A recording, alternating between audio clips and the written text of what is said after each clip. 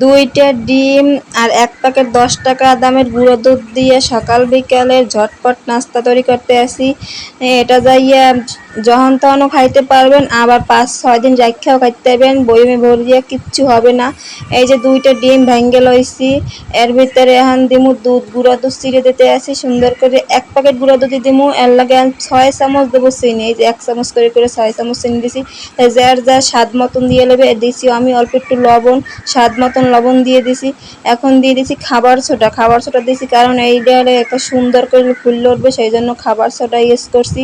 এখন এই যে চামচ দিয়ে খুব সুন্দর মতন এই ডিম, গুঁড়া দুধ, খাবার সোডা, লবণ, চিনি সব একসাথে করে মিলিয়ে নিতে আসি। মিলিয়ে নেওয়ার পর এখন দিয়ে দেবো এর ভিতরে আটা।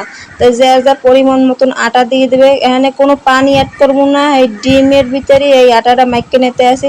তাই এই যে মাইকে লইছি কত সুন্দর করে এই যে মাখা হয়ে গেছে। আর কাঁটা চামচ দিয়ে এইটা আমি বানাইতেছি।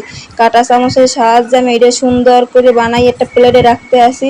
এই দেখতেই পারতেছেন একটা গুলের মতন বানাই, কাঁটা চামচের মধ্যে চাপ দিয়ে আঙ্গুলের সাহায্যে বানাই নিতেছি। কত সুন্দর দেখা যাইতে আছে। এই যে আমার বানাইতেছে, আর লাগে আমার বাবাটাই আমার এই সাহায্য করতে আছে, আমার পাশে বই দেখতে আছে আর আম্মু কি করতে আছে।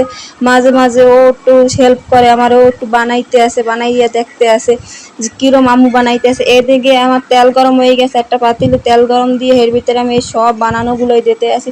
একটা একটা করে সব দিয়ে দিছি। দিয়ে এখন এই যে একটা সাহায্যে লাড়িয়ে উড়াইতেছি। দেখতেই পাচ্ছেন কত সুন্দর একটা কালার আছে দেওয়ার সাথে সাথে, আর বড় বড় ওই ফুল উঠছে। এই যে দেখতেই পারতেছেন তেলের ভিতরে। এখন আমার এই নাস্তাটা তৈরি করা হয়ে গেছে। এই যে দেখেন কত সুন্দর হয়েছে, আপনারাও বাসায় তৈরি করে খেতে পারেন, খুবই সুন্দর।